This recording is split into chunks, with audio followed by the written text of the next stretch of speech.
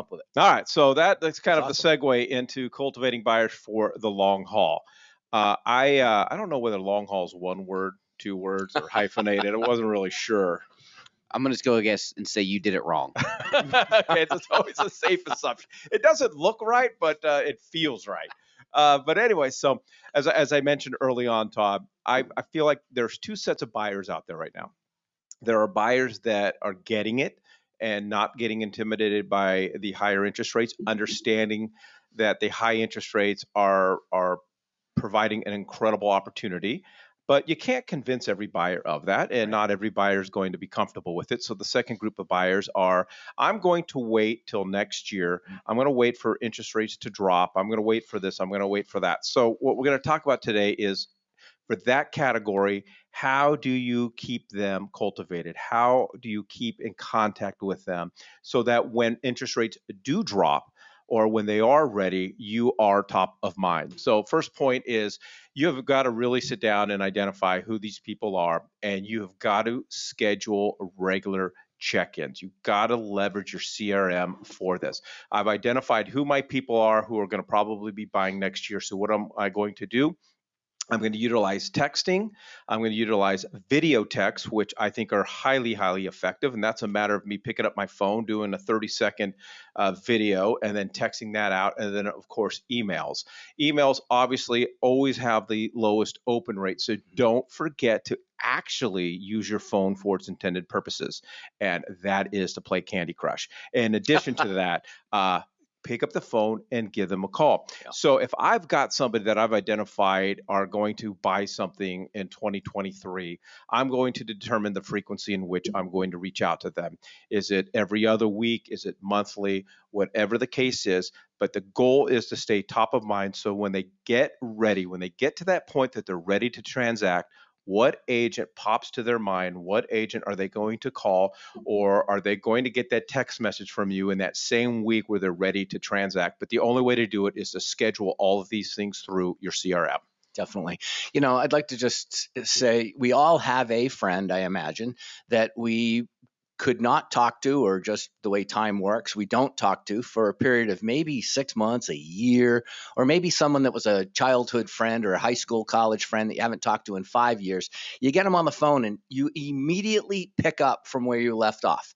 I mean, there's just, so think about it from this perspective. When you pick up and you want to talk to your client, you want to be able to pick up where you left off in every conversation. Here's the problem. What did you do to earn that?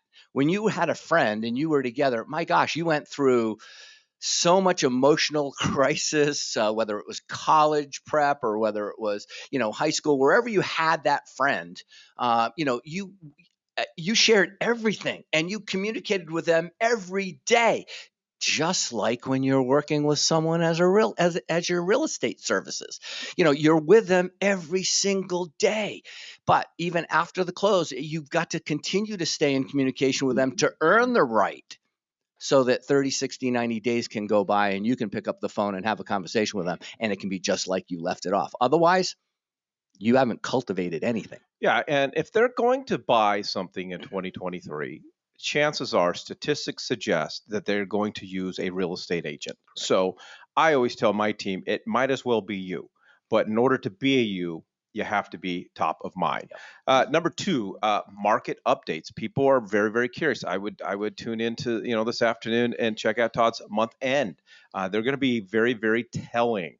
But people want market updates. There's a reason why they're not buying right now. They are concerned about the market. Therefore, be that source of information. Don't let them rely on cable news and the sensationalism of the media, which in most cases, they're not necessarily wrong. They just don't take into Phoenix being a market that really is Hyper-local. not part of it's in its own little microcosm, right? It is. So first thing that I would do, if you haven't done it already, set up Google alerts for the Arizona real estate market, the Phoenix real estate market. If you don't know how to do it, I love this. Just go on Google and Google alerts, okay? And it'll tell you how to do it, and it's really easy. So almost every single morning, I get an email from Google showing me the news articles that pertain to the Phoenix real estate market. And I read them, and sometimes there's an article in there that, you know what, I'm going to send out to my clients. I'm going to email, or I'm going to post on social media. But I do always warn, if you do that, read the article, because sometimes these articles are put together by agents from other brokerages, and the last thing you want to do is send your clients to another and it's brokerage. opinion at that point. Well, not only that, but you just don't, you want them being with you. You don't want them going someone else. elsewhere. Right. But post regularly. Be looking for, especially on social media, be looking for something to post every single week that pertains to the real estate market. This is something that people want to consume right now. But if something that relates to these buyers that you're cultivating on, long term, make this part of your regularly scheduled check-ins. And then again, send these updates. One of the things that Ryan and I do, and it's very effective. About once a month, we set up the phone. We do. I'd like to keep it at more like a minute, but with Ryan, they're about 5-minute videos. But they're market updates that go to all of our Luke They're guys. awesome, Mike. And you haven't even seen these ones. They strictly go to our Luke guys, and I put them on YouTube so I can keep track of open rates and so forth. But I'm telling you, we are the go-to guys for a lot of the pilots at Luke, because they get these video texts. It's like advertising decades ago. Advertising was a big thing. You had to have your real estate sale, the property in a classified ad for real estate. It was a totally different world back then. But the fact was, if you had your ad in there one time and then you didn't run it again the next Thursday when the real estate section came out again, then you didn't hit all the eyeballs. But if you kept it consistent, you were there every single week, people knew they could count on you on Thursday to have your information available for them. Mm-hmm. This is what you've got to do with all of anything you're posting or you're sending out to people. If you're going to send something out and you're going to do and updates are great, use Dale's I Found Agent websites for sending, what just hit the market. But if for updates on what's going on in the marketplace, this is the biggest reason why people aren't engaging, because they don't know how to navigate through what we're going through right now. Yep. So, if you haven't been there before, imagine the first time you ever got bumped on an airplane. Right? You got bumped off your airplane. It was like, oh my God, what do I do? After it's happened to you a few times, man, you're good at it. You know where every bar is to every airport. But however you get over it or get back on base. But to this particular point, Mike, if you're going to start posting, you need to make sure you post regularly. It looks similar. Your branding is similar. So when the consumer sees it, they understand exactly what they're going to get. Nick, I may or may not have Google alerts set for burgers. I have a comment. So again, just to go back really quickly about posting regularly, a lot of agents get turned off by that, and they just stop listening, and they're not going to do it because they don't know what to post. The Monday morning webinar has a tremendous amount of content that you can pull. Todd does his stats every single month. There's a lot of different avenues that you can pull from that is good, trustworthy content, and that's the important piece. Mike touched on it. Read the article before you post it.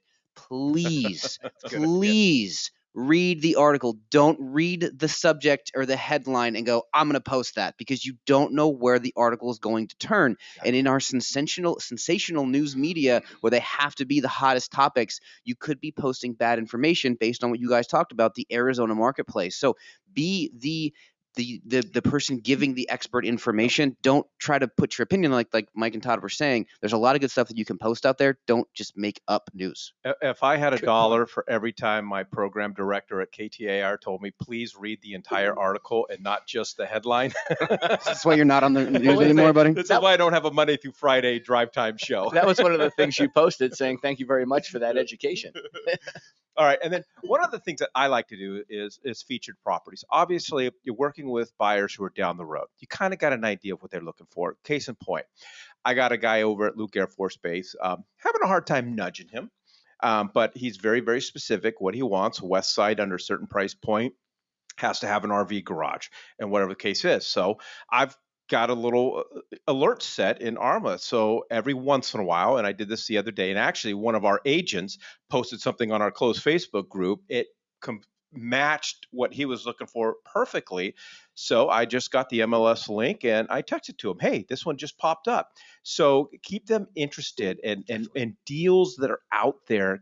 Keep their appetite wet, because you never know when that right property is going to pop up. So I like to, every month on my long-term buyers, at least once a month, or maybe even more if something pops up, just text them a monthly featured property that fits their particular buy box. I'll also include off-market properties. Hey, I just found out this one's coming to the market. Check this one out, and send it via text. And we talked a lot about text messages, and it's a good reminder, Nick. Text messaging has the highest open rate than any other form of marketing. Yeah. Nick, go ahead. Yeah. Well, I was just going to say, once we get through this next week, when you can hit stop on all the political ads that you're getting, texts will and are always going to be the highest open rate. We're getting spammed really badly right now, but that will calm down, and then people will get back to the regularly scheduled text they're looking for. Yeah, this featured properties, Mike, is a good thing.